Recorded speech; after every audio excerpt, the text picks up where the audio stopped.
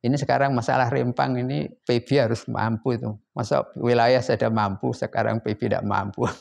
Ya yang intinya tanya, kita ini berjuang untuk memiliki nuklir, kenapa NU mengharamkan nuklir?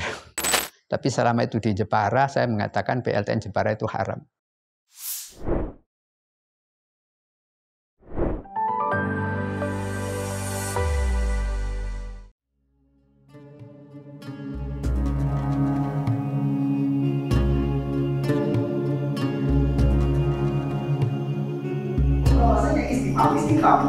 Kalau hidupah tadi kalanya kalau emak itu dijadikan dari istighfar itu kan nggak sah.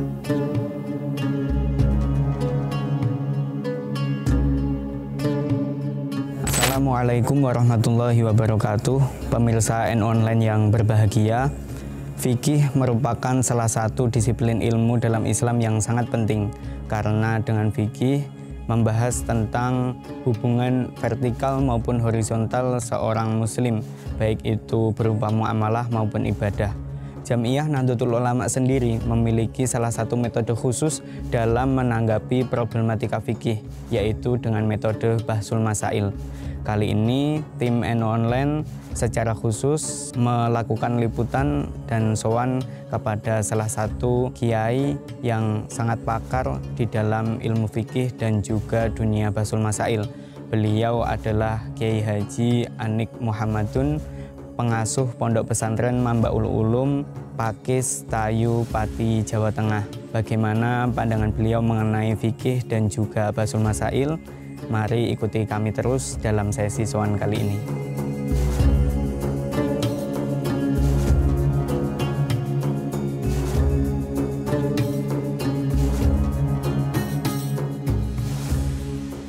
Saya dulu belajar itu, kalau sekolah ibtidak saya di Matoli'ul Falah, mulai ibtidak sampai aliyah di Matoli'ul Falah. Waktu itu Ki Sahal Mahfud yang direkturnya ya. Kalau saya sih pertama ngaji Quran itu sama ayah sendiri di Ponduan, desanya Ponduan. Terus setelah itu saya sekolah di Matoli'ul Falah sampai aliyah tahun 70 saya selesai aliyah di Matoli'ul Falah. Terus setelah dari Matoli'ul Falah saya ngaji sama ayah saya sendiri di Kiai Muhammadun di Desa Ponduan, ya sebelah barat sini, jadi 1 kilo kira dari sini. Ya saya ngaji sama Mbak Kiai Muhammadun dari tahun 70 sampai tahun 80. Saya belajar dengan ayah saya sendiri. Cuma sekolahnya saya di Matoli'ul Falah. Jadi belajar sama yang kalau di kelas 1, 2, 3 aliyah itu saya dibimbing Kiai Sahal waktu itu. Kiai Sahal Mahfud.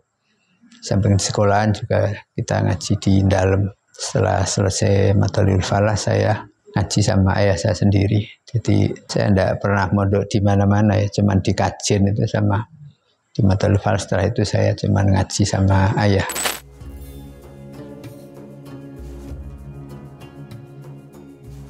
Kalau Bahsul Masail itu kan bahasa Arab, kan itu membahas masalah-masalah yang berkembang di masyarakat. Jadi ya kita menerima pertanyaan dari masyarakat apa yang mau, terus kita kaji bersama. Jadi itu kalau Bahsul Masail itu artinya membicarakan masalah-masalah yang berkembang di masyarakat, bagaimana hukum permasalahan itu yang terjadi itu. Jadi artinya kita membicarakan bagaimana hukum kasus yang terjadi di masyarakat, itu Bahsul Masail.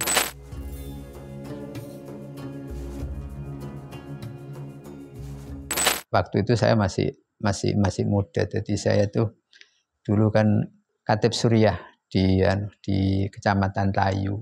Itu kan orang-orang mengajak kita, ya termasuk program NU itu karena sebulan sekali kita bertemu untuk mengkaji permasalahan yang diperlukan oleh masyarakat. Kita undang dari kiai-kiai se-Kecamatan Tayu, kita ajak untuk mengkaji. Jadi ibarat dari Kutubul Fikih kita simpulkan. Jadi waktu itu saya sendiri yang saya pegang sendiri, saya moderatori sendiri, juga saya saya rumuskan sendiri waktu itu, belum ada perumus dan sebagainya. Ya, saya sendiri waktu itu. Jadi saya ya sekitar 8 bulan, jadi saya sudah habis sekolah waktu itu, habis ngaji. Jadi ketika saya diminta untuk di Suriah MI Citayu jadi katib itu kan, saya diajak oleh masyarakat itu untuk mensikapi permasalahan yang berkembang. Jadi saya moderatori sendiri, saya putuskan sendiri, terus ada yang menulis dan mencetak. Jadi saya pertama diundang di Monas itu di Surabaya, di asrama haji di Surabaya tahun 2006. Terus waktu itu ada 10 masalah, baru terjawab 6 ya. Terus selebihnya kita diundang untuk baksu di PB. Setelah itu saya diundang lagi itu di Pramuktamar sampai Muktamar ke-10 di Makassar. Itu saya mulai di Cirebon, di Babakan, terus sampai ke Makassar itu sampai Muktamar. Dan waktu itu saya ditunjuk jadi musakhih di Pramuktamar di Babakan. Waktu itu ketua suriahnya masih Pak Ki Sahal, terus katibnya Pak Malik Madani.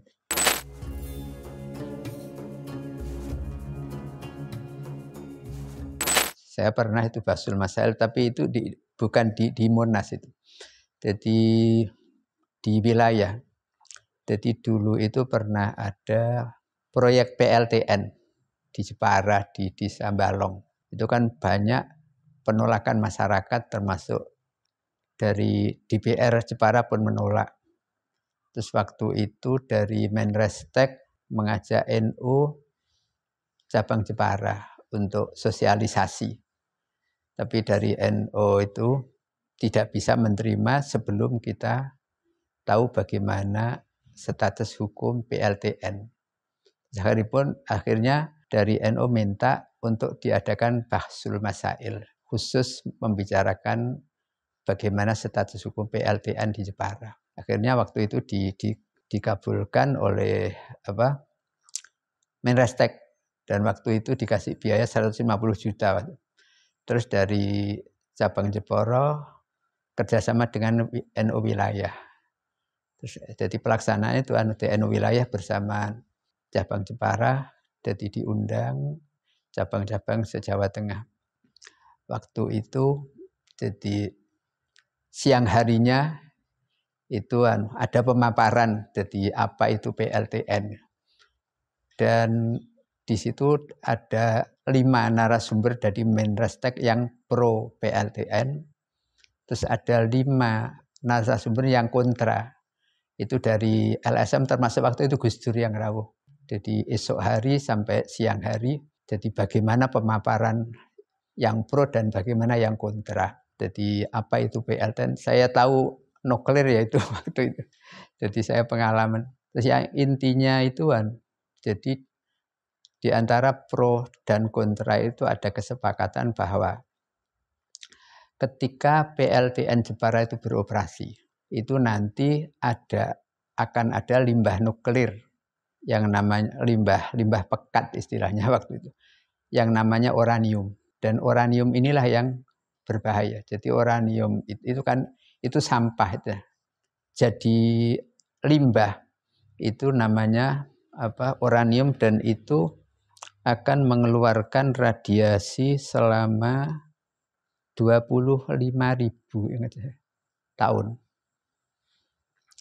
Sementara dari pelaksana PLTN waktu itu pelaksananya Arifin Panigoro. Dia hanya bertanggung jawab untuk mengamankan limbah itu selama 50 tahun. Jadi setelah 50 tahun dia sudah tidak tanggung jawab. Padahal ketika limbah uranium itu setelah jadi limbah itu dikemas dan kemasan itu ada di Amerika. Setelah dikemas di sana dikembalikan di Indonesia dalam bentuk kemasan aman, dan itu ditanam di Jepara juga. kalau tidak ada gempa itu akan aman selama 50 tahun. Terus 50 tahun itu ya sudah selesai, jadi tanggung jawab dia. Lah kalau itu sampai bocor, itu akan mengeluarkan radiasi di daerah sekitarnya kira-kira 35 km.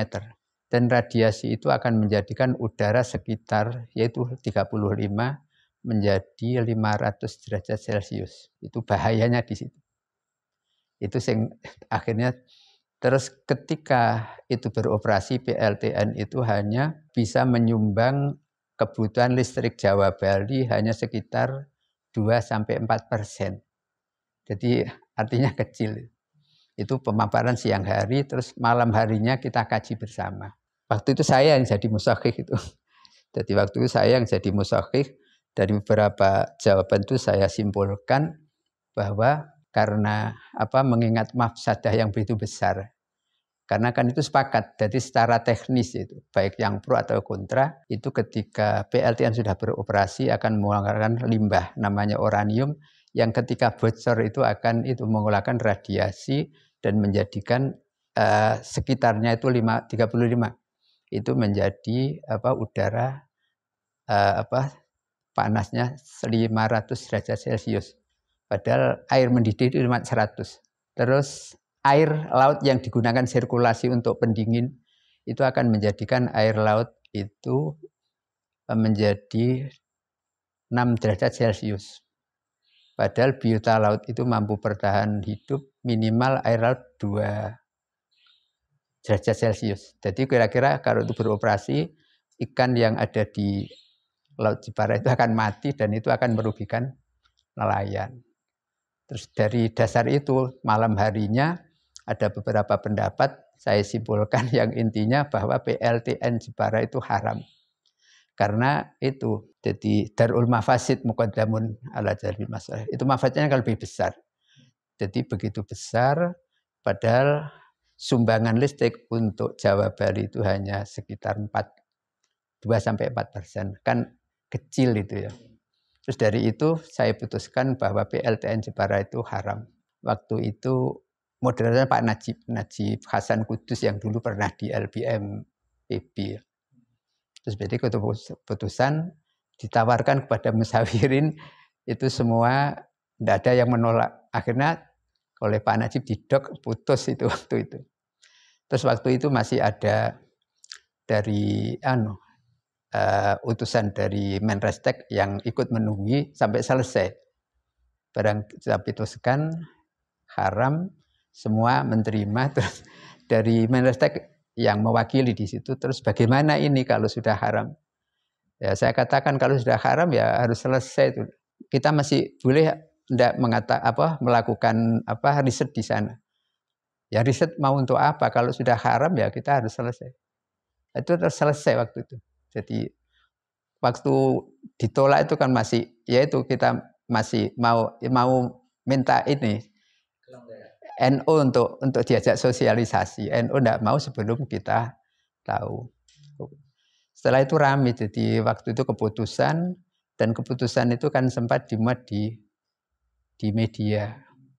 Terus setelah itu yang menjadi besar itu kan waktu itu Pak Hasim didatangi kedutaan Pakistan sama Iran. Ya yang intinya kita ini berjuang untuk memiliki nuklir, kenapa NU mengharamkan nuklir? Terus waktu itu saya sempat diundang bersama panitia ke Jakarta untuk tanggung jawab. Jadi waktu itu mereka diminta bagaimana tanggapan. Ya banyak yang menolak. Banyak yang menolak masa nuklir diharamkan. Ya ada yang membawa ayat itu. Wa al-hadid fihi ba'sun sadid wa manafi. Itu kan ada manafi, kenapa diharamkan?